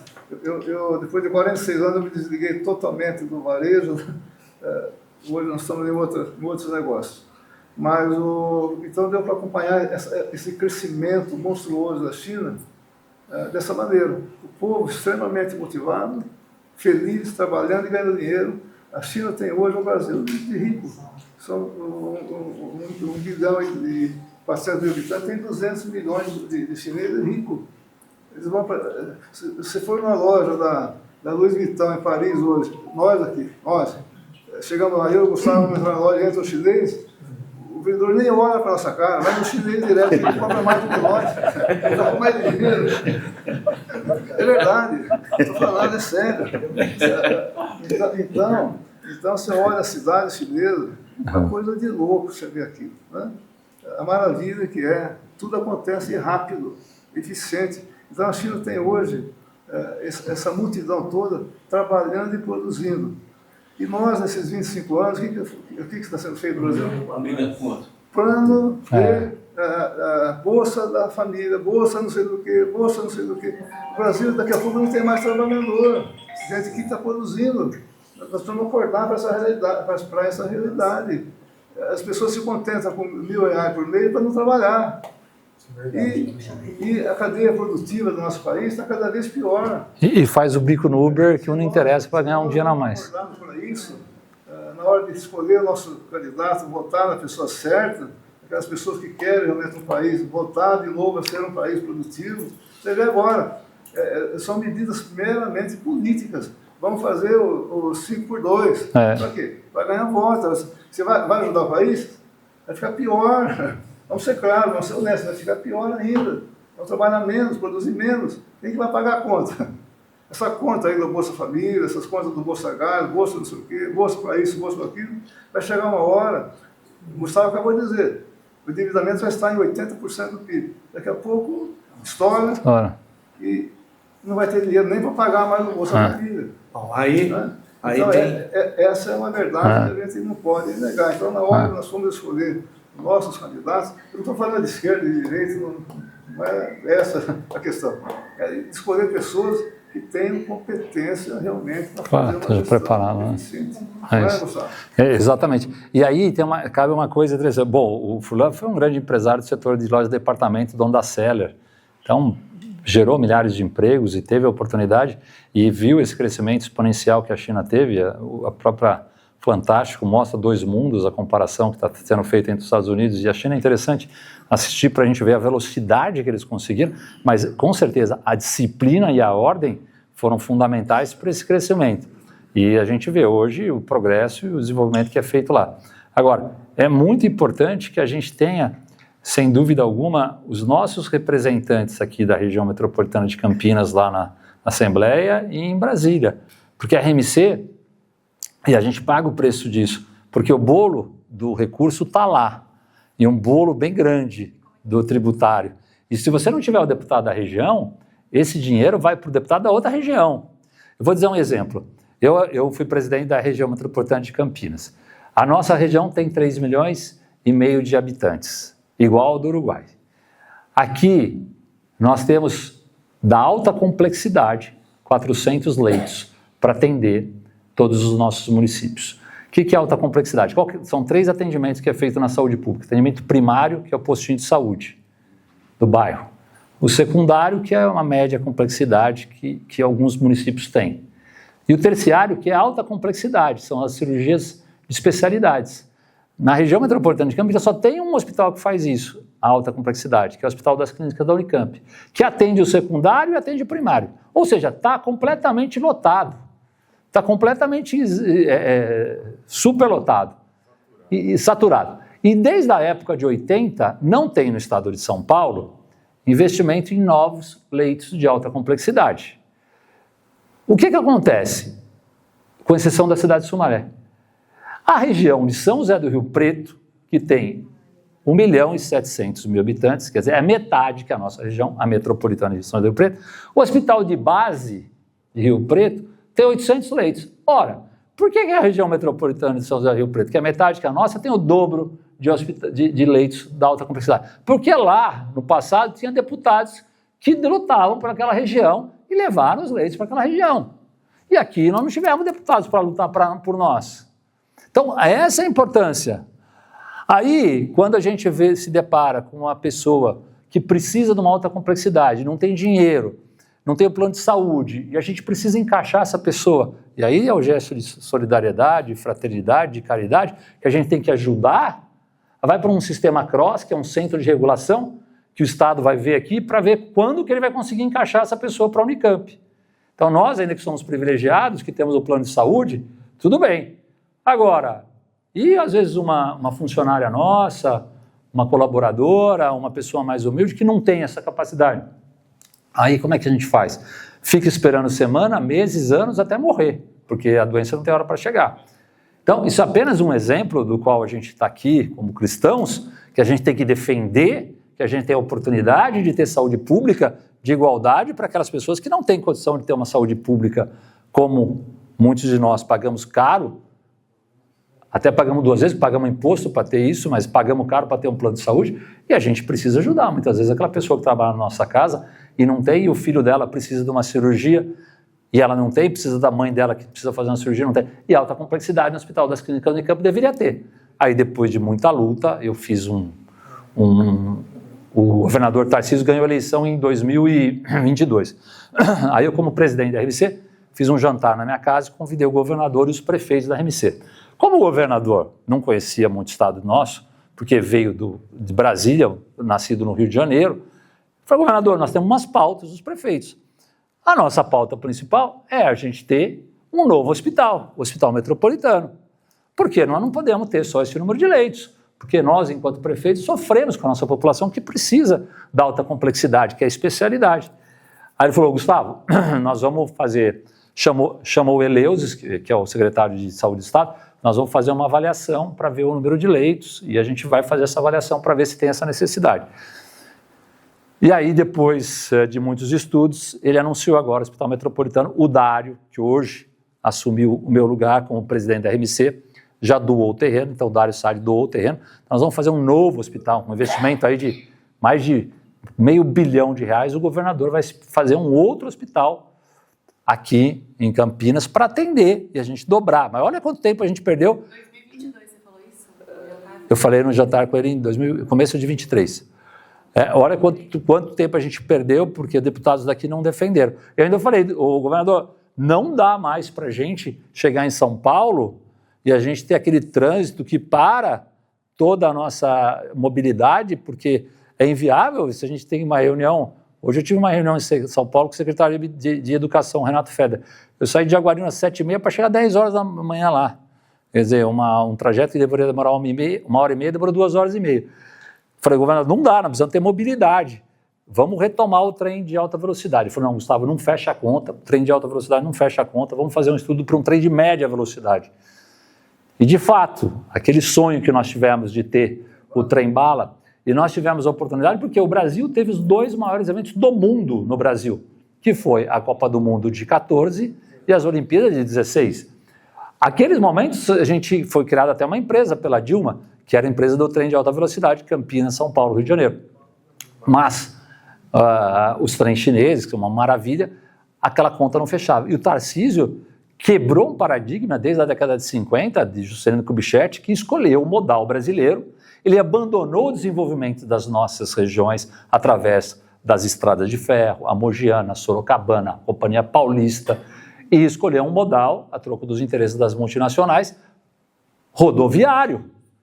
E ao invés de a gente ter aquela beleza que nós temos na Europa, dos trens transportando todos aqueles veículos 0 quilômetro, ou transportando os passageiros, ou fazendo tudo aquilo lá, nós temos que ficar lá na estrada com o nosso carrinho, competindo com aqueles caminhões enormes, gigantes, dentro de um trânsito inviável, né? Isso que a gente tem boas rodovias, porque quando você sai do estado de São Paulo, você vai para Minas, a estrada é péssima. Já na divisa ali do sul de Minas, a gente já vê a diferença. Mas o Brasil perdeu essa oportunidade. E o Tarcísio resgata isso com muita coragem, com muita determinação. Ele consegue fazer o leilão e eu fui agora no lançamento agora em Vinhedo, fizemos o lançamento já para começar as obras do trem, que vai ser uma maravilha, porque é inviável você chegar em São Paulo nesse momento que nós estamos vivendo, de que nós estamos na mesma pista. Imagina a Dutra, São Paulo, Rio, elas tem 2 pistas desde a década de 60, se não me engano, a Dutra. Então, quer dizer, olha que loucura, né? Mas acho que o Tarcísio, então, e aí eu falei com o Tarcísio das pautas. Mas por que eu falei? Porque eu era o presidente da região. Então, você tem um presidente de região atuante. Vancouver, no Canadá, cresceu por quê? Porque tinha uma região metropolitana. Regiões metropolitanas dão força, né? Uma coisa é você falar enquanto uma cidade, outra coisa é você falar enquanto região. Então, as regiões metropolitanas são importantes. Sempre defendi muito isso de região metropolitana. E o governador teve a sensibilidade. Essas 2 coisas que eu falei, ele anunciou. Então, vale muito a pena quando a gente coloca. Agora, só queria, padre, só me permite, o Paulo Alberto, só dizendo um tema que eu falei hoje com o secretário de Educação, que eu acho que é interessante, porque preocupa muito. A internet, ela trouxe uma torneira aberta na casa de vocês, nas nossas casas, para os nossos filhos, para o nosso neto, que jorram informação para os filhos e para o neto, sem nenhum tipo de controle, né? Joga informação. Isso é muito preocupante por esses movimentos que a internet acaba, muitas vezes, influenciando crianças e adolescentes e induzindo para o mau caminho. E essa preocupação tem que ter. E eu fui falar hoje com o secretário de Educação, Renato Feder, sobre isso, para que a gente tenha a possibilidade de oferecer em todas as escolas públicas, de graça, para os pais, um aplicativo em que os pais tenham um relatório de toda a movimentação do seu filho no celular. Se ele está indo para uma comunidade de... Red Pill, né, que eles falam agora. Que é como é que chama? Red Pill. Se o cara está indo para uma comunidade, sei lá, nazista, ou está indo para uma comunidade de ódio de alguma coisa, ou se o cara está planejando fazer alguma coisa... Pedofilia, exatamente, e está sendo induzido por alguém... Então, disponibilizar esse aplicativo para que todos os pais nas escolas tenham a possibilidade, de forma gratuita, de ter acesso e controle do movimento dos filhos dentro da internet. E uma outra coisa para a gente também monitorar os grupos escolares por região para conseguir ter uma... Dá para prever até... Prever atentado, movimentos, isso eu digo na rede normal, ou seja, Instagram, Facebook e WhatsApp. A Dark Web não dá para saber, né? Porque daí mas aí é mais difícil, mas tem a Dark Web também. Então eu queria compartilhar isso, porque é uma preocupação também que eu tenho em relação a essa questão. Essas algumas coisas que eu acredito que a gente tem que tem que preservar. Como é uma torneira sem filtro, até tem um filme que fala um pouco sobre isso, né? Que a internet chegou e abriu uma torneira sem filtro e a gente não tem controle mais disso, que é tão importante a gente poder estar tendo um pouco desse controle. Então, eu queria compartilhar um pouco isso com vocês e também dizer também que eu me preocupo muito, e eu defendi muito a questão da mulher enquanto prefeito. A mulher, ela tem o poder de escolher e dizer não. Nós temos que dar um basta na questão do feminicídio. É importante a gente enfrentar com coragem essa agressão que muitos homens fazem com as mulheres, ceifando a vida de muitas mulheres. É um pouco... toda semana a gente vê no EPTV de manhã um feminicídio que aconteceu agora. Esses dias teve um de Campinas, no dia do casamento, que seria o dia mais importante daquela mulher. O suposto marido, o noivo, vai e mata a mulher. É importante enfrentar isso. Eu coloquei em Jaguariúna o botão de pânico nos celulares para as mulheres. O DERIT fez uma lei em que coloca naquela que tem medida protetiva uma tornozeleira e se ele se aproxima é feito o alerta. Mas é importante a gente poder sempre falar um pouco sobre isso. Não é possível que a força física do homem possa superar a vontade da mulher em dizer não. E o homem a saber aceitar quando a mulher não quer mais ficar num relacionamento, seja namorada, seja noiva, ou seja mulher. Então, é uma questão que me preocupa muito, essa questão da mulher ter autonomia e liberdade para poder escolher o que ela quer da vida dela. Ela é a dona do seu próprio nariz, e não o homem achar que é propriedade da mulher, numa cultura muitas vezes machista que a gente leva. Então, queria só compartilhar um pouco desse pensamento com vocês. Gustavo, ao longo da sua fala, eu fiquei matutando aqui duas questões que foi até bom você falar da internet, que era uma delas. Na minha pesquisa de mestrado, eu pesquisei sobre como a fake news afetava os profissionais de saúde do HC em relação ao enfrentamento da pandemia da Covid-19. Então, eu estudei um pouco sobre a infodemia e sobre o papel que a internet tem na questão da construção do pensamento coletivo, né?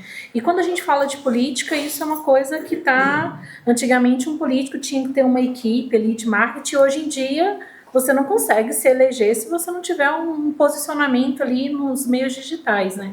E aí eu queria saber um pouco o que você pensa a respeito dessa infodemia, sobre as fake news, agora com acesso à inteligência artificial. Você consegue criar vídeos que realmente é difícil de distinguir, né? Se é aquela pessoa, se é a voz ou não. O que você pensa a respeito desses desafios, pensando na campanha eleitoral agora?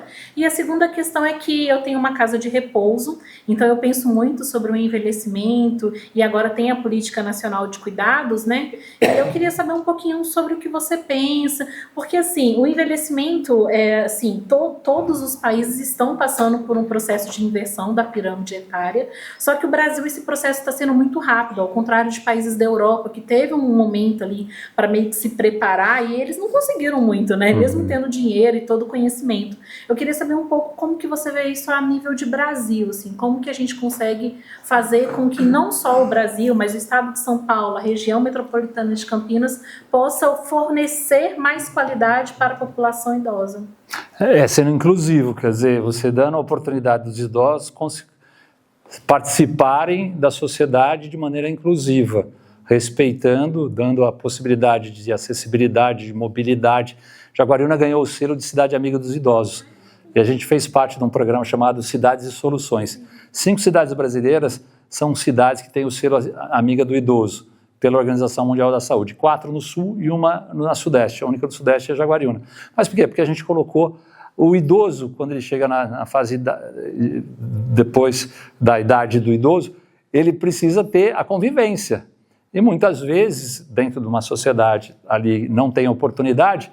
Então, o que a gente faz? A gente provoca a participação dele dentro das atividades esportivas. Então, lá tem o jogo de vôlei, que é dos idosos, tem o jogo de xadrez, tem as competições de tênis, de natação, tem também crochê, tem aula de dança, aula de música.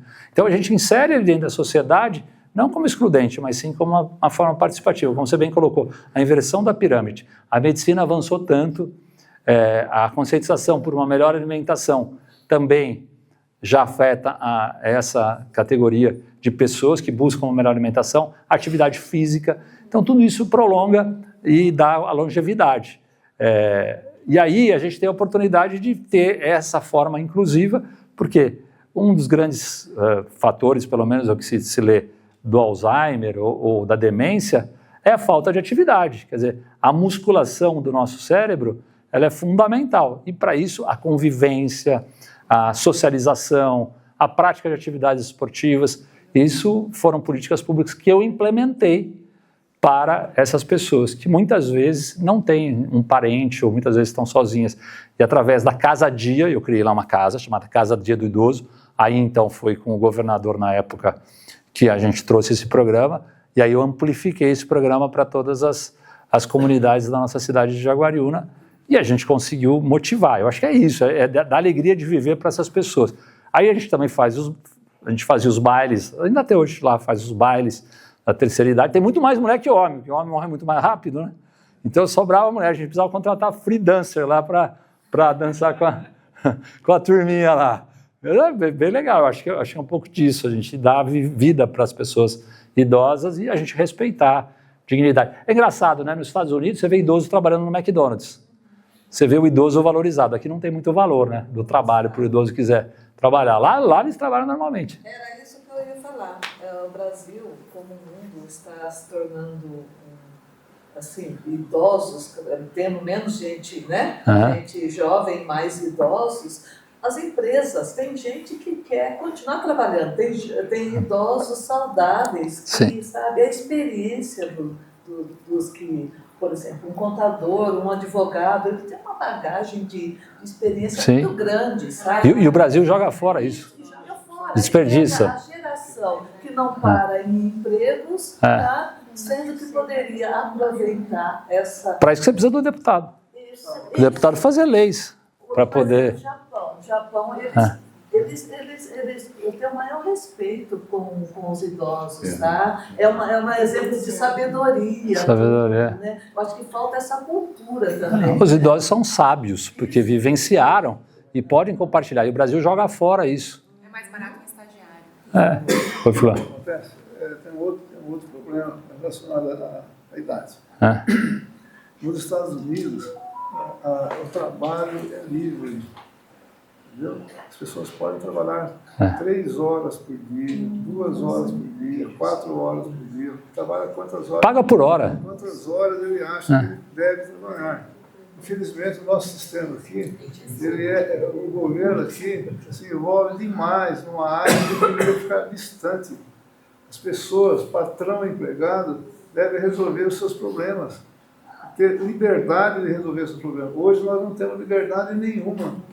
Nenhuma, é zero, porque existe um protecionismo assim, exagerado que ao invés de ajudar as pessoas, atrapalha, entendeu? Atrapalha muito. Você não não tem que ter nada disso, 5 por 2, as pessoas se acertam, é muito simples.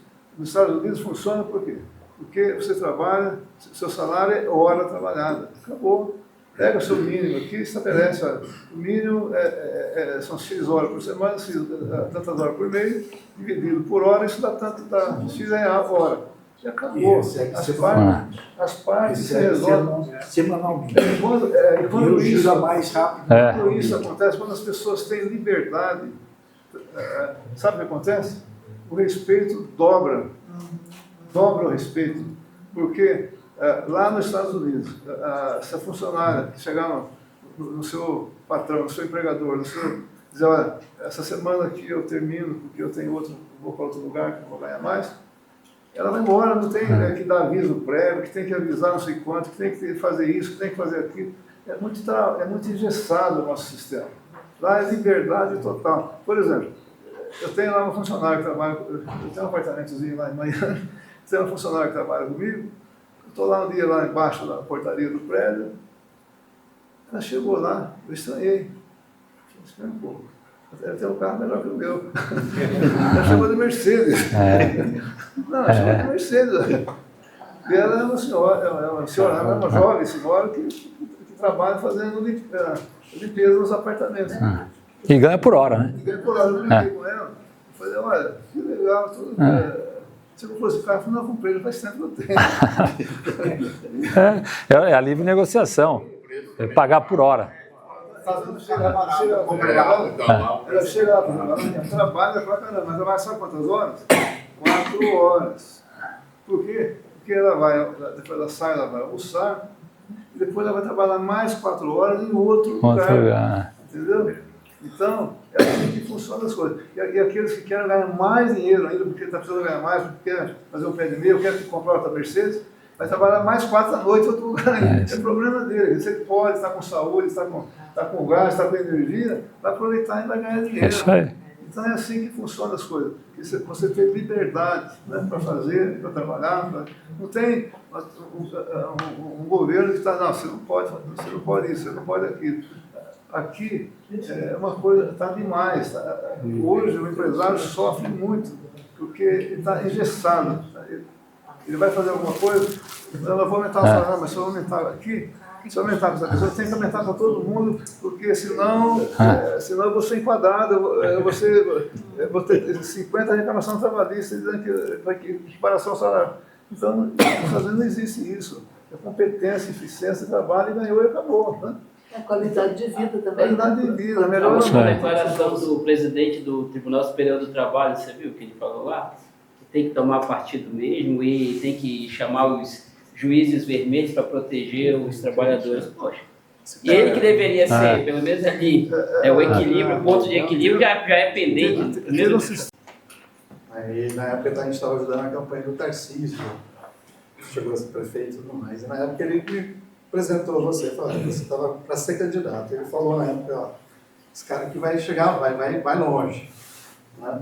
E você contou hoje aí da sua trajetória, né? A gente está aqui perto do lado da Santa Rita, eu sou assíduo aqui em Santa Rita, né? Então, a minha pergunta para você, qual que é o seu maior desafio para você, ser um cristão, né, seguindo os mandamentos de Jesus, nessa carreira política, né, onde você lida com interesses, assim, eu já tive envolvido também, são interesses, geralmente sai do lado assim, de Deus, né? Mas assim, do lado mais, vai tomar do lado mais econômico e tudo mais, né? Qual o maior desafio que você tem na sua carreira? Qual que é a sua visão sobre isso? O Ezequias que trabalhou na Bosch, não? Não, na GE. Na GE? O Ezequias, grande Ezequias. Lembro, é verdade.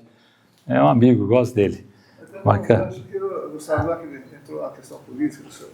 Quando eu fiquei sabendo que o Gustavo ia sair para deputado estadual, eu fiquei triste. Porque eu achei que ele ia sair para o Senado. É verdade. Eu achei que ia sair para o Senado. Eu falei, vai sair ele e o Derrite e vai sair desde os dois. Aí eu falei, mas vai ser deputado, Gustavo? Não, vamos sair para o Senado. Para deputado está garantido. Obrigado pela pergunta. Eu acho assim, como cristão, eu acho que os valores da ética, da transparência e do bem comum, dentro da política, a todo momento você está sendo contrastado por outras questões que não são questões do certo e tentando te levar para o errado. E aí eu acho que você tem que ter muita tenacidade, muita força para se manter fiel aos seus princípios, seus propósitos. Eu sempre falo assim, você não precisa roubar. Você tem uma coisa mais valiosa que ninguém tem, que é a informação. A informação você tem em primeiro lugar, qualquer outra pessoa. Então você não precisa... quando eu fui ser candidato, veio uma empresa de merenda, né? A gente quer doar para a sua campanha a merenda. Aí você recebe o dinheiro da empresa, aí você fica compromissado a contratar aquela empresa. E a merenda nossa sempre foi uma merenda própria, que eu tinha as merendeiras. Eu nunca recebi e nunca mudei, e nunca terceirizei. Nas 3 campanhas eu fui procurado para poder ter empresas que queriam me ajudar na campanha. Na teoria, doação, não é nada demais, né? Na teoria, doação, né? Na teoria, doação, mas eu tenho um compromisso de direcionar algo ilícito para determinada coisa que eu estaria infringindo a então lei na ocasião, que era 8666, que hoje chama 14133. Então eu acho que assim, você seguir dentro dos propósitos e saber que você está lá para fazer a diferença na vida das pessoas como cristão e você poder mudar a realidade da vida delas e você entender que servir faz parte da sua missão enquanto uma pessoa. E eu acredito que Deus não coloca a gente como um prefeito se não tiver a vontade de Deus. Eu acredito nos propósitos de Deus. Na minha opinião, a gente nasce com um livre-arbítrio, mas tem os ensinamentos de Deus. Se você comprar um carro de uma concessionária, de uma montadora, ela te dá um manual que você deve seguir. O manual que você deve seguir é o seguinte: você tem que colocar combustível no tanque. Se você colocar água, você não vai fazer aquele carro andar. A gente não nasce com manual. Deus nos dá o livre-arbítrio de a gente escolher o caminho. E tem o caminho do certo ou do errado.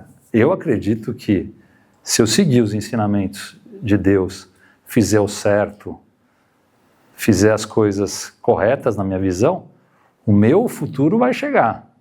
Agora, tem aqueles que antecipam seus destinos. E dentro da carreira política, fazendo coisas erradas, e o futuro político dele acabou não sendo aquele que ele almejava, porque no meio do caminho ele escorregou. E eu conheço inúmeros exemplos desses, de pessoas que escorregaram no meio do caminho e não tiveram, talvez, o sucesso que eles teriam a oportunidade de ter, porque estava predestinado por Deus para você chegar naquele caminho.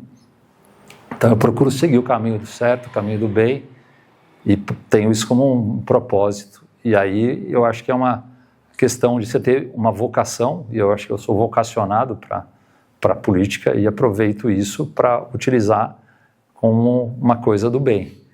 E eu acho também que o que você fizer aqui, você vai pagar. Então, eu acho que a porta do céu é estreita e poucos vão atingir a porta dos céus. Procuro evoluir a cada dia, me tornando um ser humano melhor para poder atingir a porta dos céus. Então, eu acho que a política me dá essa oportunidade, que talvez outras profissões não me dessem, mas a política, essencialmente na veia, me dá essa oportunidade. E é dentro desse caminho que eu sigo, até quando Deus quiser. Respondi?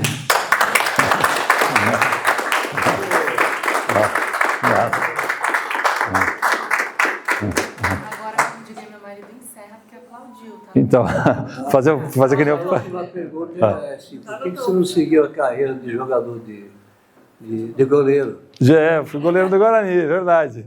Eu não segui a carreira de goleiro. Eu tenho altura de goleiro. Eu joguei no Guarani, cheguei no Guarani em 86 e o Guarani estava muito legal. O Valdir Pérez era goleiro e o Valdir Pérez estava saindo do Guarani como goleiro e estava chegando, o goleiro titular era o Wilson e o Sérgio Nery era o reserva. E os goleiros da base eram eu, o Rogério, o Marcos Garça, o Marcos Pato e eu. E tinha um treinador de goleiro do Guarani que era o Dimas, que foi um grande goleiro da Ponte Preta, um negão, um grandão. Foi do Guarani, não, o Dimas, né? E o Ricardo Schuff era o presidente do Guarani. E aí eu joguei no Guarani. Mas o treino de goleiro é extenuante. E meu pai não dava moleza nenhuma para mim. Eu morava aqui, na Augusto de Andrade, e eu tinha que treinar. Eu estudava no Notre Dame, já era um colégio difícil pra caramba. Eu não ia bem em matemática, eu sempre fui mais da área de humanas. Eu tinha que estudar de manhã, aí eu saía, eu ia a pé até o Guarani, não é fácil. Aí você tem um treinamento que é de matar, o treinamento de goleiro é o pior treinamento que tem. E esse Dimas aí era sanguinário, então ele jogava a bola para lá, jogava a bola para cá, jogava a bola... E goleiro é um treinamento que se ele coloca uma corda assim, você tem que pula de um lado, aí você vem pula do outro. E na época não tinha aquelas tecnologias de calças tão boas, então você destruiu o joelho. Aí eu saía a pé, sozinho, subia a subida aqui da Moraes Salles para chegar até na minha casa, todo dia. Ia estudar no Notre Dame, que não era fácil. Aí eu comecei a ir mal em matemática. Tirei 3 no primeiro bimestre, 3,5 no segundo bimestre. Aí eu falei assim, e agora? Eu nunca repeti de ano. Eu falei assim, nossa, agora eu vou ter que... Aí peguei uma professora particular para começar a estudar matemática. Aí no terceiro, tirei 9,5 no terceiro trimestre e no quarto trimestre tirei 7. Aí passei de ano. Valiam mais os 2 últimos bimestres. Mas aí meu pai e minha mãe não apoiavam muito. É difícil quando você é menino. Você não tem o apoio do pai e da mãe, você tem que ter muita vontade de ser jogador de futebol. E eu sentia também uma diferença muito grande social, enorme, esse era um abismo social.